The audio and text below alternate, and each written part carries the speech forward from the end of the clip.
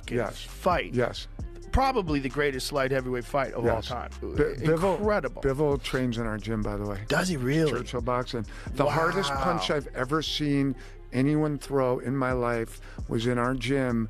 David Benavidez was sparring Bivol. Whoa. And David Benavidez is a great fighter, but Bivol caught him and dropped him with the jab. In sparring. Dmitry Bivol has just thrown down the gauntlet in what could become the biggest showdown in light heavyweight history. And David Benavidez is squarely in his crosshairs. The end of the year? Yeah, why not? Why not? Yeah, this is one of the options also. There is Benavidez, there is Bitter. Dmitry Bivol has just thrown down the gauntlet in what could become the biggest showdown in light heavyweight history. And David Benavidez is squarely in his crosshairs. The Russian technician has been out of action since his stunning majority decision triumph over Artur Beterbiev in February of last year. That victory was particularly sweet for Bivol, as it represented redemption from their previous encounter and crowned him as the undisputed king at 175 pounds. However, the celebration was short-lived. What followed was a lengthy ordeal involving back surgery and an extended recovery period that forced him to make a difficult decision. Rather than defend his WBC strap against mandatory challenger Benavidez, Bivol had to relinquish the belt entirely. This turn of events opened the door for Benavidez to claim full championship status with the WBC, fundamentally reshaping the landscape of the division. Now, more than a year removed from his last appearance, Bivol faces the reality of mandatory obligations. The IBF has ordered him to face Michael Eifert in what will serve as his comeback bout. While Eifert represents a legitimate challenge, particularly for someone returning from such a prolonged absence, Bivol recognizes that the truly massive opportunities likely await him in the latter part of this year. I'm complimenting you. I'm saying that, yeah. And no, it's not. Use your weight. Yeah. Boom. Yeah. From here, from the legs. Do that. Use your weight. And connect it. Because you're doing that. Chief among those possibilities is an undisputed championship encounter with Benavidez, though that fight comes with its own complications. The WBC title holder has his sights set on a May date with Gilberto Ramirez, the unified cruiserweight champion who holds both the WBO and WBA titles. That bout represents Benavidez's attempt to capture hardware in a third weight class, demonstrating the kind of ambition that has defined his career. Beyond the Benavidez scenario, Bivol has acknowledged several other intriguing paths forward. A trilogy bout with Beterbiev remains on the table, offering the chance to settle their rivalry once and for all. Even more surprisingly, Bivol has expressed openness to revisiting his rivalry with Canelo Alvarez, whom he defeated via decision back in 2022. That victory remains one of the most significant on his resume, and a rematch would undoubtedly generate enormous commercial interest. Benavidez, without having seen this fight, I would have liked Bivol. I don't think that I like him more now because he's the naturally bigger guy. I think that Benavidez has shown me he fits right into the light heavyweight division. There's no problem with him having moved up. He was always a huge super middleweight, and he's moved up, with no problem at all. Chief among those possibilities is an undisputed championship encounter with Benavidez, though that fight comes with its own complications. The WBC title holder has his sights set on a May date with Gilberto Ramirez, the unified cruiserweight champion who holds both the WBO and WBA titles. That bout represents Benavidez's attempt to capture hardware in a third weight class, demonstrating the kind of ambition that has defined his career. Beyond the Benavidez scenario, Bivol has acknowledged several other intriguing paths forward. A trilogy bout with Beterbiev remains on the table, offering the chance to settle their rivalry once and for all. Even more surprisingly, Bivol has expressed openness to revisiting his rivalry with Canelo Alvarez, whom he defeated via decision back in 2022. That victory remains one of the most significant on his resume, and a rematch would undoubtedly generate enormous commercial interest. Belt's back, but then you picked up an injury and you're back in the ring. But how much are you itching now to get back into the ring and start showing the world again what you can do? It's almost 6 months after the surgery, and I was training the last 2-3 months, building my core, and now I'm feeling better, and I hope I could come back to the ring maybe on May. It will be great, yeah. It was reported, obviously, at the IBF put your mandatory forward, Michael Eifert. Is that who we are most likely going to see you fight in May?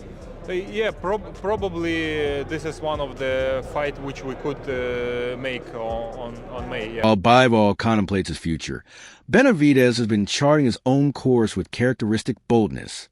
The 29-year-old fighter made his first defense of the WBC Light Heavyweight Championship against Anthony Yarde last November, delivering a dominant performance that ended with a 7th-round stoppage.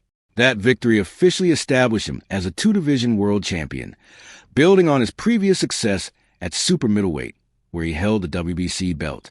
The super middleweight chapter of his career, however, was marked by frustration. Benavidez spent considerable time as a WBC interim champion, waiting patiently for an opportunity to face Canelo Alvarez, who reigned as undisputed king.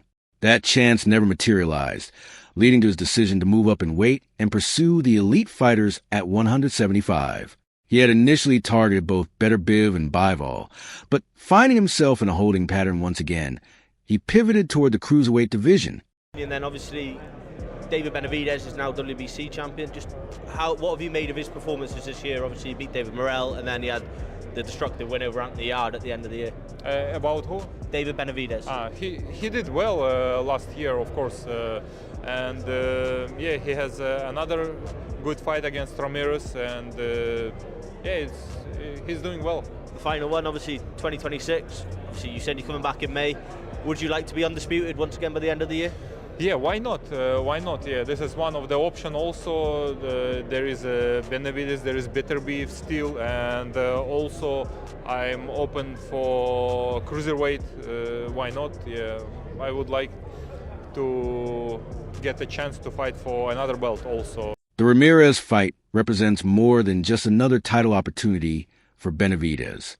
It serves as a statement about his willingness to stay active and seek out recognizable names rather than waiting endlessly for ideal matchups to present themselves. His team has made clear that this is a specific excursion to 200 pounds rather than a permanent relocation. The plan calls for him to return to light heavyweight afterward, where the landscape should look considerably different than it does now.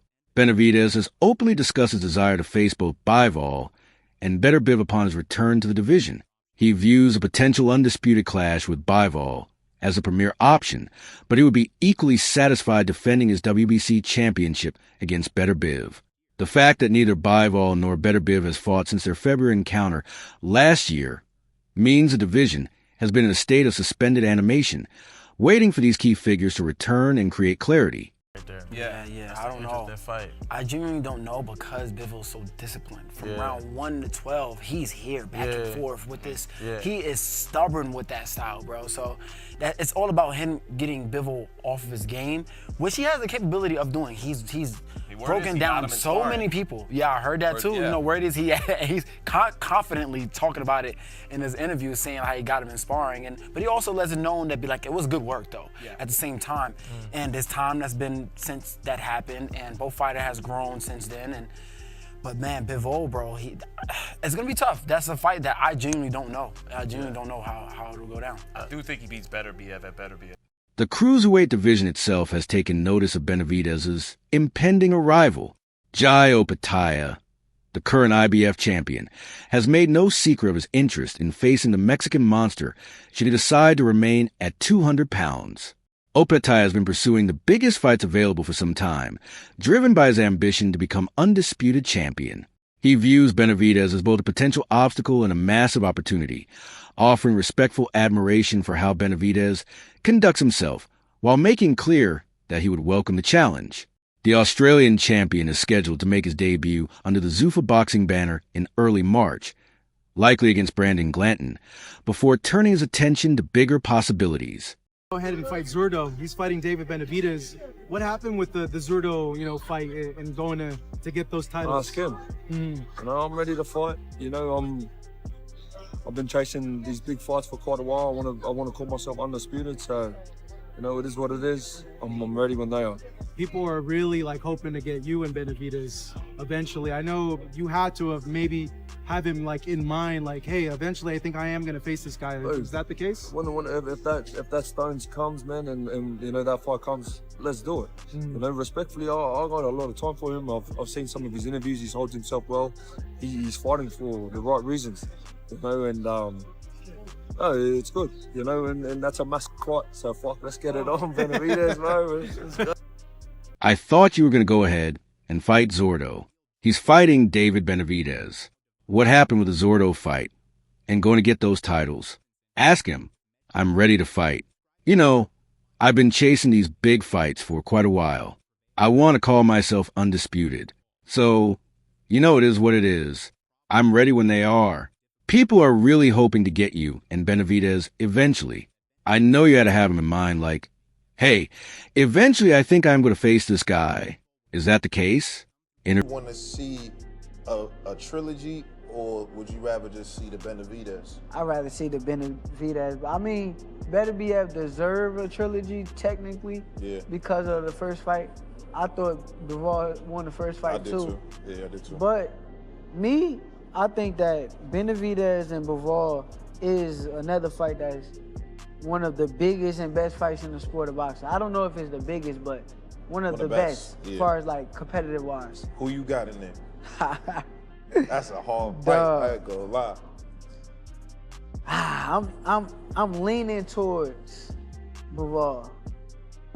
But outside perspectives on a potential Bivol versus Benavidez matchup revealed just how compelling the fight would be and how divided opinions remain about the outcome. Shakur Stevenson has weighed in with measured analysis, describing it as one of the finest fights that could be made in boxing, regardless of who prevails. His instinct leans toward Bivol, largely because of the Russian's ability to solve problems and box his way through difficult situations. At the same time, Stevenson acknowledges that Benavidez's relentless pressure would make every moment challenging. In his estimation, if Bivol were to win, it would come through a grueling competitive battle rather than any kind of clear dominance. Dmitry Bivol or Artur Beterbiev. That's the thing, they're seasoned at the weight.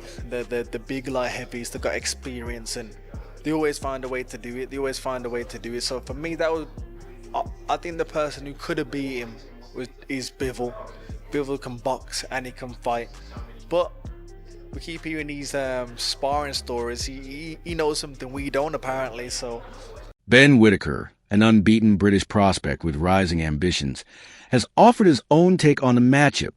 He views Bivol as potentially the most difficult test Benavidez could face at 175, emphasizing the Russian's experience and technical versatility. Whitaker's comments reflect a broader sentiment within the division, a recognition of Bivol's craft and skill, even among those who question whether those attributes will be sufficient against someone who brings a kind of sustained pressure that defines Benavidez's approach. Steps through the ropes. I would favor Benavidez. After the fight, Bivol mentioned, some options for himself. He said, hey, not a problem going to a third fight with Beterbiev. He did mention a Canelo rematch, as well as a fight with David Benavidez.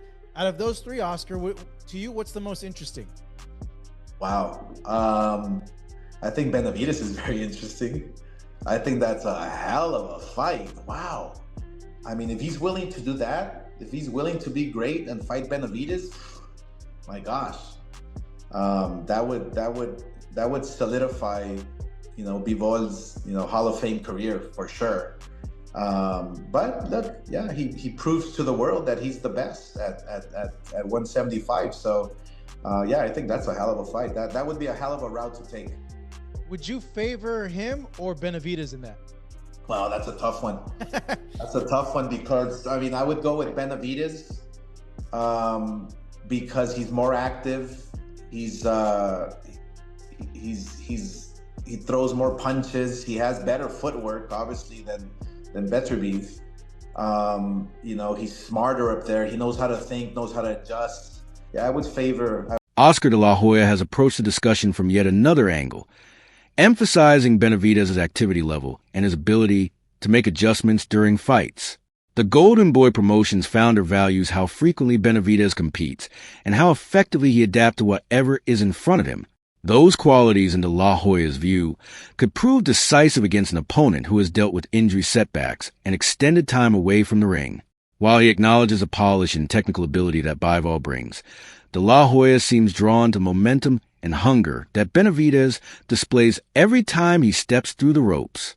V. He's a serious contender. Do you think he's swerving him, Canelo? Yeah, absolutely. Yeah, just a blatant straight out swerve. Don't fancy it. Yeah, definitely. The man's a boogeyman in one sense. He's like, you know, who is out there to give him a good fight?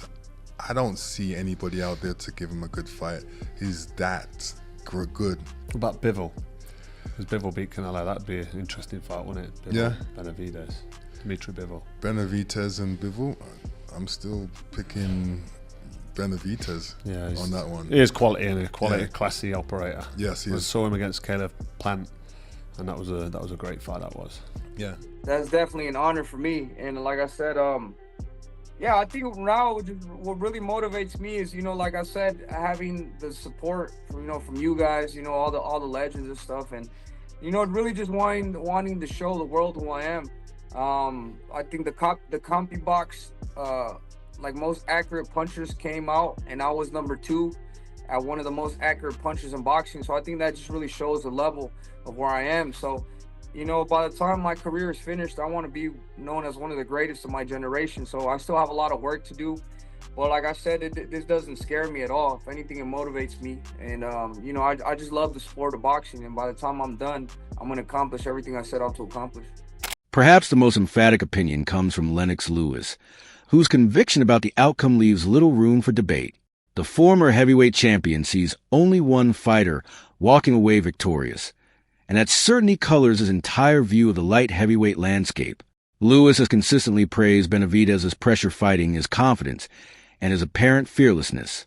Bivol, his 2 fights were better BF, he's gotten even better. See, the thing about Bivol is you can be a dog and you can be a dog all you want and he just be whooping your ass. All right, Better BF, if you think Better BF isn't a dog, then you're smoking dope, right? David Benavidez, I'm seeing punishment on David Benavidez as a light heavyweight, which concerns me a bit against Bivol. Fantastic fighter, great defense, doing great things, very skillful. But I'm seeing, and Bivol is just so good that it's like, bruh, my goodness. Benavidez represents the kind of problem that forces opponents into uncomfortable positions, breaking them down with sheer volume and aggressive intent.